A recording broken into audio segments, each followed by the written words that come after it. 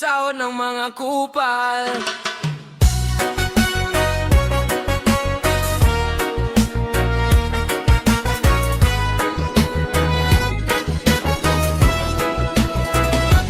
Araw ng sahod, may ngiti sa muka. Akala ko ngayong araw ay may ginhawa, pero pagtingin sa listahan ng bayarin, parang hangin lang ang perang darating.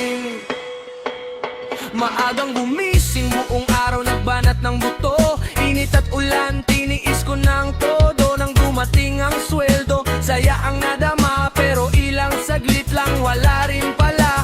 Kuryente, tubig, renta sa bahay, baon ng mga anak kailangan sabay-sabay. May utang pa sa tindahan, may hulugan pa, kaya bago pa matapos ang araw, ubos na sahod ng mga kupal. Ubos agad sa dami ng utang, pinaghirapan buong buwan, pero saglit lang sa aking mga kamay. Hindi susuko, lalaban pa rin para sa pamilya at mga pangarap natin. Hindi luho ang dahilan kung bakit kapos, kundi responsibilidad na hindi matapos. Kahit pagod ang katawan sa trabaho araw-araw, patuloy pa ring bumabangon sa bawat umaga. Balang araw liliwanag din ang landas, hindi habang buhay ay ganito ang bubukas. Basta may sipag, tiyaga at pananalig, darating din yung panahong hindi nag-ipin.